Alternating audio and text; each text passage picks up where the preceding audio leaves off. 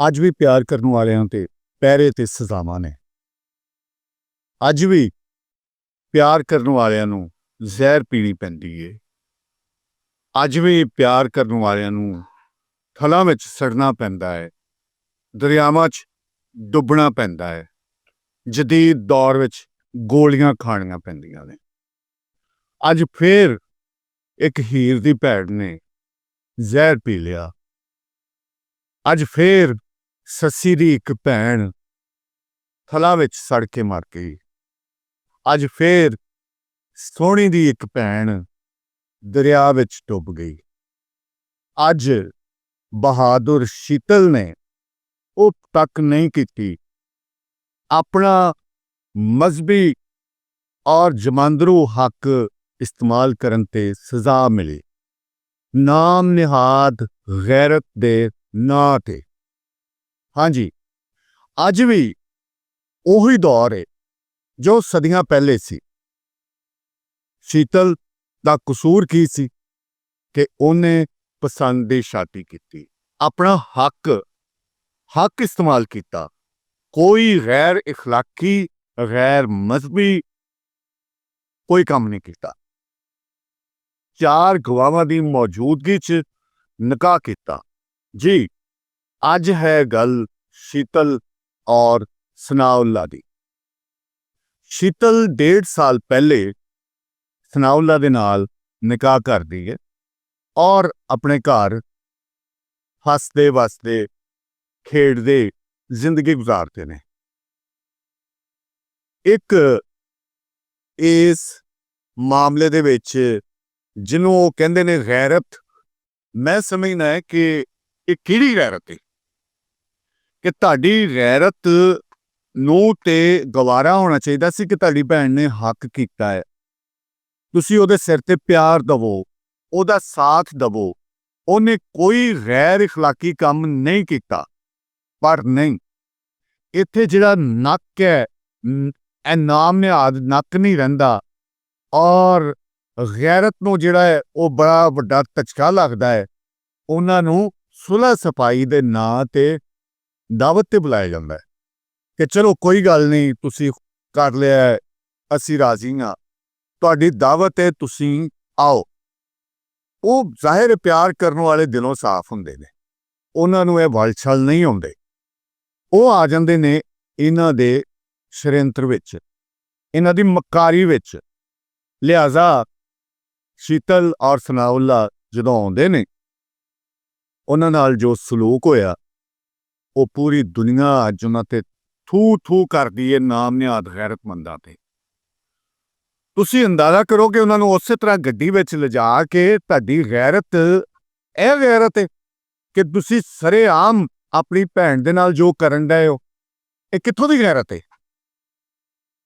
19 ਬੰਦਿਆਂ ਦਾ ਮੌਤ ਉਹਨਾਂ ਨੂੰ ਲਿਆ ਮੈਦਾਨ ਦੇ ਵਿੱਚ। ਔਰ ਵੇਖੋ ਸ਼ੀਤਲ ਦੀ ਬਹਾਦਰੀ ਨੂੰ ਸਲਾਮ ਕਿ ਉਹਦੀਆਂ ਨਜ਼ਰਾਂ ਵਿੱਚ, ਉਹਦੀਆਂ ਅੱਖਾਂ ਵਿੱਚ ਜ਼ਰਾ ਡਰ ਨਹੀਂ, ਜ਼ਰਾ ਖੌਫ ਨਹੀਂ। ਉਹਨੇ ਕੋਈ ਮਾਫੀ ਦੀ ਇਲਤਜਾ ਨਹੀਂ ਕੀਤੀ। ਉਹਨੇ ਸਿਰਫ ਇੰਨਾ ਕਿਹਾ ਕਿ ਬਸ ਗੋਲੀ ਮਾਰਨ ਦੀ ਇਜਾਜ਼ਤ ਹੈ, ਇਸ ਤੋਂ ਅੱਗੇ ਕੁਛ ਨਹੀਂ। ਔਰ ਚੁੱਪਚਾਪ ਜਾ ਕੇ ਵਜਾਹਤ ਨਾਲ ਟੁਰਦੀ ਹੋਈ ਮੈਦਾਨ 'ਚ ਖਲੋ ਗਈ ਹੈ। ਔਰ ਉਹਨਾਂ ਦੇ ਵਿੱਚ 19 ਬੰਦਿਆਂ 'ਚ ਉਹਦਾ ਸਕਾ ਭਰਾ, 4 ਬੰਦਿਆਂ ਕੋਲ ਲੋਡਡ ਅਸਲਾ ਔਰ ਇੱਕ ਨਮਾਣੀ ਜਿਹੀ ਧੀ, ਉਹਨੂੰ ਖਿਲਾ ਕੇ 9 ਗੋਲੀਆਂ ਮਾਰੀਆਂ। ਫਿਰ ਸਨਾਉल्लाह ਦੀ ਵਾਰੀ ਆਂਦੀ ਤੇ ਉਹਨੂੰ 19 ਗੋਲੀਆਂ ਮਾਰੀਆਂ ਨੇ। ਮੈਨੂੰ ਦੱਸੋ ਇਹ ਕਿੱਥੋਂ ਦਾ ਕਾਨੂੰਨ ਹੈ? ਇੱਥੇ ਕੋਈ ਕਾਨੂੰਨ ਨਾਂ ਦੀ ਚੀਜ਼ ਹੈ ਵੇ? ਮੈਂ ਤੇ ਸਰਫਰਾਜ਼ ਬੁਖਤੀ ਸਾਹਿਬ ਜਿਹੜੇ ਵਜ਼ੀਰ ਆਲਾ ਨੇ, ਉਹਨਾਂ ਦੀ ਸਟੇਟਮੈਂਟ ਆਈ ਹੈ ਕਿ ਜੀ ਅਸੀਂ ਇਹਦੀ ਜਾਂਚ ਪੜਤਾਲ ਕਰਾਂਗੇ ਔਰ ਇਹਦੇ ਤੇ ਅਸੀਂ ਪੂਰਾ ਪਹਿਰਾ ਦਿਆਂਗੇ। ਮੈਂ ਗੁਜ਼ਾਰਿਸ਼ ਕਰਾਂਗਾ ਅਰਬਾਬੇ ਇਖਤਿਆਰ ਨੂੰ ਕਿ ਇਹਨੂੰ, ਇਸ ਵਾਕਿਏ ਨੂੰ ਜਿਹੜੇ ਕਰਨ ਵਾਲੇ ਨੇ, ਉਹਨਾਂ ਨੂੰ ਇਬਰਤ ਦਾ ਨਿਸ਼ਾਨ ਬਣਾਇਆ ਜਾਵੇ, ਤਾਂ ਕਿ ਕੱਲ ਨੂੰ ਕੋਈ ਵੀ ਗੈਰਤ ਦੇ ਨਾਂ ਤੇ, ਕਾਰੋਕਾਰੀ ਦੀ ਨਾਂ ਤੇ ਔਰ ਆਪਣੇ ਮਕਾਸਦ ਵਾਸਤੇ ਕਿਸੇ ਧੀ ਧਿਆਣੀ ਨੂੰ ਇਸਤੇਮਾਲ ਨਾ ਕੀਤਾ ਜਾਵੇ। ਸ਼ੀਤਲ ਨੂੰ ਸਾਡਾ ਸਲਾਮ। ਸ਼ੀਤਲ ਨੇ ਆਪਣੀ ਰਵਾਇਤ ਨਿਭਾਈ, ਆਪਣੀ ਬਹਾਦਰੀ ਵਿਖਾਈ। ਉਹ ਹੀਰ ਦੀ ਭੈਣ ਹੈ, ਉਹ ਸੱਸੀ ਦੀ ਭੈਣ ਹੈ, ਉਹ ਸੋਹਣੀ ਦੀ ਭੈਣ ਹੈ, ਜਿਨ੍ਹਾਂ ਨੇ ਖਲੋ ਕੇ ਜ਼ਮਾਨੇ ਦੇ ਨਾਲ ਆਡਾ ਲਾਇਆ ਔਰ ਆਪਣੇ ਹੱਕ ਤੇ ਕੋਈ ਕੰਪਰੋਮਾਈਜ਼ ਨਹੀਂ ਕੀਤਾ। ਜਦੋਂ ਮਜ਼ਹਬ ਤੁਹਾਨੂੰ ਇਜਾਜ਼ਤ ਦਿੰਦਾ ਹੈ, ਯਾਰ ਸ਼ਾਦੀ ਤੇ ਹੁੰਦੀ ਪਸੰਦ ਦੀ ਹੈ, ਜਿਹੜੀ ਪਸੰਦ ਦੀ ਸ਼ਾਦੀ ਨਹੀਂ ਹੁੰਦੀ ਉਹ ਮੇਰਾ ਜ਼ਬਰ ਹੁੰਦਾ ਹੈ, ਸਜ਼ਾ ਹੁੰਦੀ ਹੈ। ਤੁਸੀਂ ਪੂਰੀ ਜ਼ਿੰਦਗੀ ਗੁਜ਼ਾਰਨੀ ਹੈ ਜਿਹਦੇ ਨਾਲ ਤੁਸੀਂ ਖੁਸ਼ ਹੀ ਨਹੀਂ, ਜਿਹਨੂੰ ਤੁਹਾਡਾ ਦਿਲ ਹੀ ਨਹੀਂ ਮੰਨਦਾ, ਉਹਨੂੰ ਕਿਸ ਤਰ੍ਹਾਂ ਦੀ ਸ਼ਾਦੀ ਕਹਿੰਦੇ ਹੋ ਤੁਸੀਂ? ਮਜ਼ਹਬ ਕਹਿੰਦਾ ਹੈ ਕਿ ਬੇਟੀ ਨੂੰ ਪਹਿਲੇ ਪੁੱਛੋ ਕਿ ਉਹਨੂੰ ਪਸੰਦ ਹੈ ਤੇ ਫਿਰ ਉਹਦੀ ਸ਼ਾਦੀ ਕਰੋ।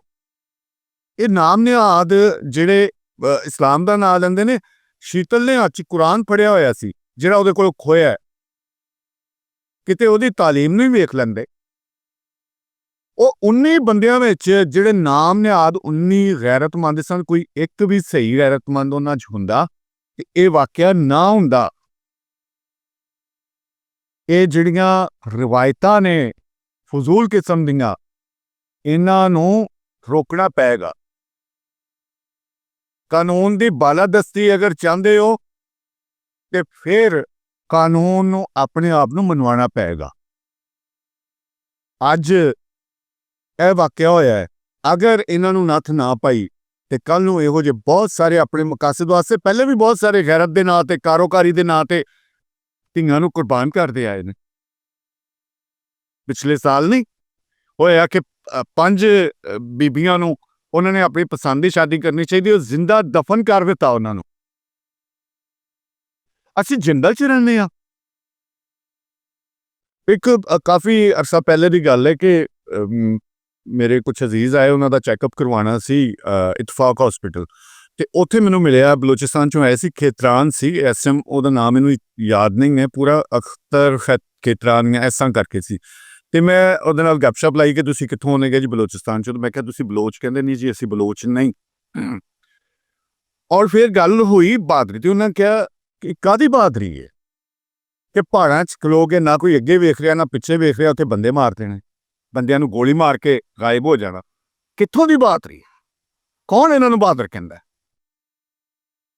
ਬਹਾਦਰੀ ਸੀ ਸ਼ੀਤਲ ਨੂੰ ਲਿਆਂਦੇ, ਉਹਨੂੰ ਪਿਆਰ ਦਿੰਦੇ, ਉਹਨੂੰ ਮਾਣ ਦਿੰਦੇ, ਉਹਨੂੰ ਸਤਿਕਾਰ ਦਿੰਦੇ। ਇਹ ਗੈਰਤ ਹੈ ਪਿਆਰਿਓ। ਇਹੀ ਬਲੋਚਿਸਤਾਨ, ਜਿਵੇਂ ਸ਼ੀਤਲ ਦੀ ਸ਼ਹਾਦਤ ਤੇ ਪੂਰੇ ਸੋਸ਼ਲ ਮੀਡੀਆ ਦੇ ਵਿੱਚ ਗੱਲ ਹੋਈ ਹੈ, ਬਹੁਤ ਅੱਛਾ ਲੱਗਾ, ਮੈਨੂੰ ਬਹੁਤ ਚੰਗਾ ਲੱਗਾ। ਲੇਕਿਨ ਕਾਸ਼ ਇਸ ਤਰ੍ਹਾਂ ਜਿਹੜੇ ਉੱਥੇ ਸ਼ਨਾਖਤੀ ਕਾਰਡ ਵੇਖ ਕੇ ਪੰਜਾਬੀ ਕਤਲ ਕੀਤੇ ਜਾਂਦੇ ਨੇ, ਸਿਰਫ ਉਹਨਾਂ ਦੀ ਸਜ਼ਾ ਉਹਨਾਂ ਨੂੰ ਪੰਜਾਬੀ ਹੋਣ ਦੀ ਦਿੱਤੀ ਜਾਂਦੀ ਹੈ। ਇਹਦੇ ਤੇ ਵੀ ਕਿਤੇ ਸੋਸ਼ਲ ਮੀਡੀਆ ਵਿੱਚ ਲੋਕ ਗੱਲ ਕਰਨ, ਕਿਉਂ ਨਹੀਂ ਕਰਦੇ? ਉਹ ਤੁਹਾਨੂੰ ਪੰਜਾਬ ਦੇ ਨਾਲ ਨਫ਼ਰਤ ਜਾਂ ਕੋਈ ਗਰਜ ਹੈ, ਐਵੇਂ ਦਾ ਹੀ ਗਰਜ ਹੈ, ਤੇ ਤੁਸੀਂ ਉਹਨਾਂ ਨੂੰ ਇਨਸਾਨ ਤੇ ਸਮਝੋ ਨਾ। ਅਸੀਂ ਇੱਥੇ ਕੋਈ ਵੀ ਕਿਸੇ ਵੀ ਕੌਮ ਦਾ, ਖਿੱਤੇ ਦਾ ਬੰਦਾ ਮਰ ਜਾਂਦਾ ਹੈ, ਜੋ ਵੀ ਹੈ, ਅਸੀਂ ਉਹਦੀ ਨਿੰਦਿਆ ਕਰਨੇ ਆ। ਉਹ ਕਿਸੇ ਤਰੀਕੇ ਨਾਲ ਵੀ ਉਹਦਾ ਮਰਡਰ ਹੁੰਦਾ ਹੈ, ਜੋ ਵੀ ਹੈ, ਅਸੀਂ ਨਿੰਦਿਆ ਕਰਨੇ ਆ।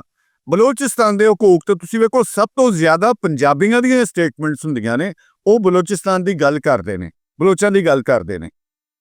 ਤੁਸੀਂ ਕੱਢ ਕੇ ਵੇਖ ਲਓ, ਮੀਡੀਆ ਦੇ ਵਿੱਚ ਵੇਖ ਲਓ, ਪ੍ਰਿੰਟ ਮੀਡੀਆ 'ਚ ਵੇਖ ਲਓ, ਉਹ ਸਭ ਤੋਂ ਜ਼ਿਆਦਾ ਪੰਜਾਬੀ ਨੇ। ਤੁਸੀਂ ਉਹਨਾਂ ਨੂੰ ਪੰਜਾਬੀ ਨਹੀਂ, ਇਨਸਾਨ ਤੇ ਸਮਝੋ ਯਾਰ, ਕਿ ਇਨਸਾਨ ਮਾਰੇ ਜਾ ਰਹੇ ਨੇ। ਉਹਨਾਂ ਦੀ ਯਾਦ 'ਚ ਮੋਮਬੱਤੀਆਂ ਨਹੀਂ ਬਲ ਸਕਦੀਆਂ, ਉਹਨਾਂ ਦੀ ਯਾਦ ਵਿੱਚ ਇਨਸਾਨੀ ਹਕੂਕ ਦੇ ਲੋਕ ਗੱਲ ਨਹੀਂ ਕਰ ਸਕਦੇ। ਕਿਉਂ ਨਹੀਂ ਹੁੰਦੀ ਗੱਲ? ਕਿਉਂ ਨਹੀਂ ਕੀਤੀ ਜਾਂਦੀ ਗੱਲ? ਲਿਹਾਜ਼ਾ ਪਿਆਰਿਓ, ਇਹ ਜ਼ੁਲਮ ਹੋਇਆ ਹੈ। ਸ਼ੀਤਲ ਦੇ ਨਾਲ ਬਹੁਤ ਵੱਡਾ ਜ਼ੁਲਮ ਹੋਇਆ ਹੈ, ਸਨਾਉੱਲਾ ਦੇ ਨਾਲ ਬਹੁਤ ਵੱਡਾ ਜ਼ੁਲਮ ਹੋਇਆ ਹੈ। ਸੋ ਅੱਜ ਸਾਨੂੰ ਸੋਚਣਾ ਪਏਗਾ ਕਿ ਅਸੀਂ ਕੀ ਕਰ ਰਹੇ ਹਾਂ, ਕਿੱਧਰ ਜਾ ਰਹੇ ਹਾਂ। ਅਸੀਂ ਤੇ ਸਦੀਆਂ ਪਿੱਛੇ ਖਲੋਤੇ ਹਾਂ। ਅੱਜ ਦੀ ਜਦੀਦ ਟੈਕਨੋਲੋਜੀ ਔਰ ਨੌਲੇਜ ਔਰ ਇਲਮ ਸਾਨੂੰ ਨਹੀਂ ਬਦਲ ਸਕਿਆ।